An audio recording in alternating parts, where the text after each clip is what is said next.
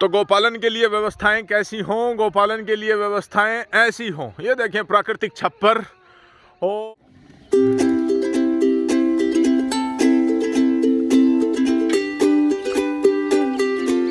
ये देखें थोड़ा सा चीज़ों को रखते हुए इनकी थोड़ी सी पैंट जो है वो ऊपर करवाई गई है। माफ़ी चाहूँगा उसके लिए। चीज़ें सब भी दिखें। ये देखें दोनों तरफ बच्चे बैठे हैं। एक तरफ उधर से दुहारी जो है वो दूध निकाल रहा है, एक तरफ इधर से दुहारी जो है दूध निकाल रहा है। हाँ भाई बताओ दूध कैसा है? धार नहीं धार नरम है। तो आप जब वहाँ लेकर जाओगे निकल जाएगी वहाँ पर दूध, कोई दिक्कत नहीं। हाँ निकालो। मुट्ठी से दूध नहीं आता, अंगूठा लग रहा है आप तो मुट्ठी से नहीं आता। हाँ ऐसे नहीं मुट्ठी से। हाँ वो भाई निकाल रहा होगा ना, मुट्ठी से निकाल रहा होगा। हाँ यही तो बात है। ये देखें जर जर धार देखो सुखबीर भाई जी, अगले थन की धार देखो कितनी मोटी है। हाँ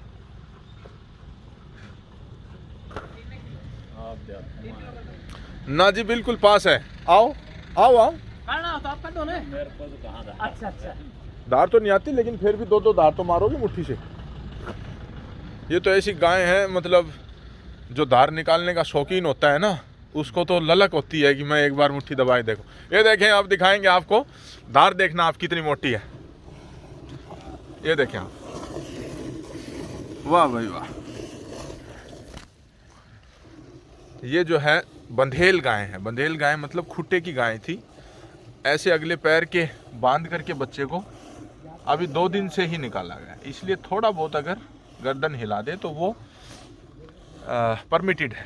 परमिटेड देखें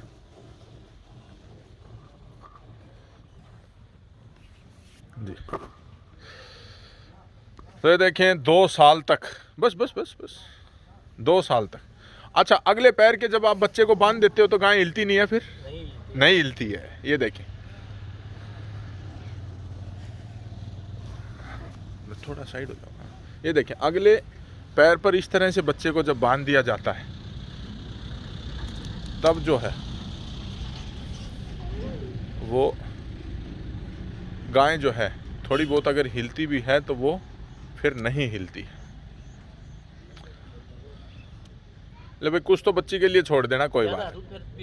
अच्छा ये देखिए आप मात्र 2.5-3 मिनट में दूध जो है, दोनों तरफ 2 आदमी बैठे हैं तो इसलिए आप 3 मिनट लगा लो। अगर एक आदमी रहेगा तो बस ठीक है। काटे की है व्यवस्था? काटा तो नहीं मिलेगा, नहीं है, लाना पड़ेगा, घर ही ले जा रखा है। अच्छा वो तो मंगवाना चाहिए था आपको। ये देखें क्योंकि लोग है ना जो प्रोफेशनल लोग हैं। ये देखें हाँ उधर वाले खाली है, हाँ इधर बच्चे के लिए दूध छोड़ा गया है। तो ये देखें तकरीबन लीटर, 1.25 लीटर, 1.5 लीटर, 2 लीटर जो भी माने आप। हाँ और अगर आपने बताया कि अगर धूप निकल जाती सर्दियों वाली तो ये दूध आपको 1-2 किलो दूध और फालतू देगा। खरी बात है, खरी बात है। कोई भी गऊ हो, देसी गऊ थोड़ा बारिश न कम मानना। जी भाई सुखबीर भाई जी आप लेने के लिए आए हैं, एक बार बाल्टी को हाथ में उठा करके अपना अनुभव बताएं। काटा मंगवाएंगे या लीटर में कर लोगे? लीटर में आप जैसे और मेरे जैसे को शोभा नहीं देता। बिल्कुल बिल्कुल मानते हो? बिल्कुल है ना। मैं तो लेके आऊँ तो कंडे पे तोल के लेके आऊँ पैसा। हाँ क्योंकि अपन लीटर में अगर दिखाते हैं तो फिर कोई जो देखने वाला है ना वो फिर नहीं, उस चीज को गलत तरीके से समझता है। लेकिन लेने के लिए आए हैं। हाँ भाई बताओ 6, 6.5? हाँ 6.5, 7, 6.5 किलो दूध कती तैयारी है। कंडे पे भी टेका 6.5 किलो 6.5 किलो लीटर तो इसमें 7वीं वर्ष का 7वीं भर जाएंगे। झाग है, हाँ झाग है वो तो। लेकिन 950 ग्राम के आता है। हाँ भाई और बच्चे को देख करके वो ठंड देख करके एक बार देख अंदाजा कितना होगा। आधा लीटर है, 1 लीटर है, बता। बैठ जा पीछे बंदो जान कर। ये तो नए आदमी बाल्टी उठाई करता है।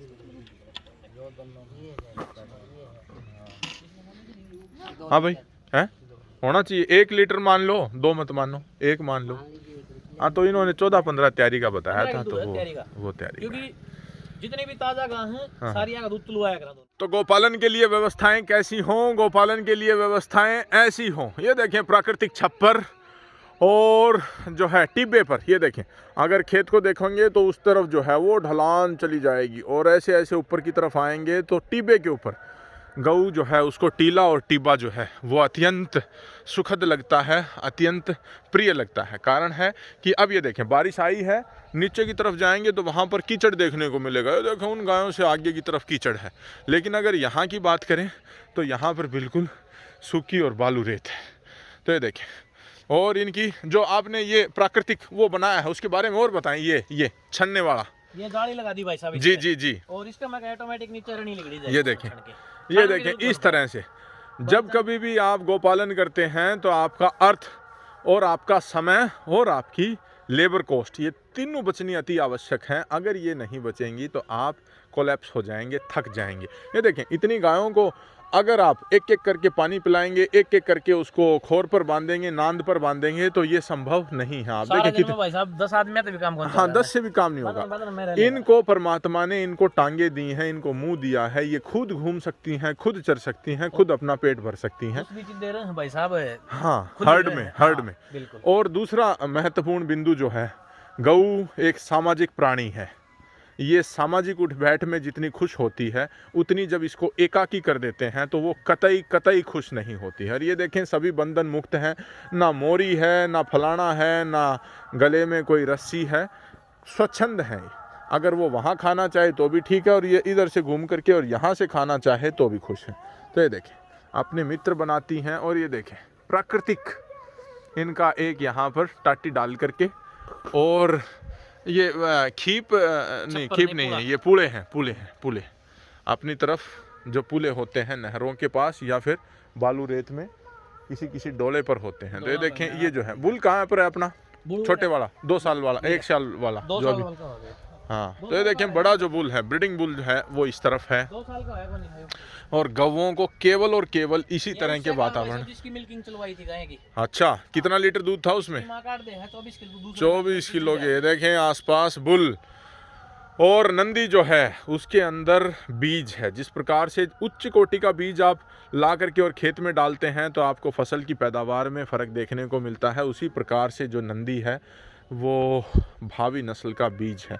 तो मैं आपसे जानना चाहूँगा, आज तमाम तरह के सीमन बैंक हैं, फलाना है, टिन का है, उनके ऊपर एतबार तो नहीं है भाई साहब। सीमन किसी का अच्छा चढ़ जाए है ना, हाँ, उस बुल का लगवा हुआ है उसका लोग फिर नकली भरते हैं, मेन बात तो यार। तो वही तो मैं कह रहा हूँ। इसीलिए आप देखें यहाँ पर चाहते तो एनडीडीबी के हैं, चाहते तो पता नहीं किस किस के हैं, लेकिन आपने ब्रीडिंग सबसे धरती का सबसे मुश्किल कार्य है तो उसमें अपना अपनी तसल्ली का अगर बुल आप 20 गऊ रखा है, 15-10 रखा है तो उसने बुल रखना एक बहुत जरूरी है।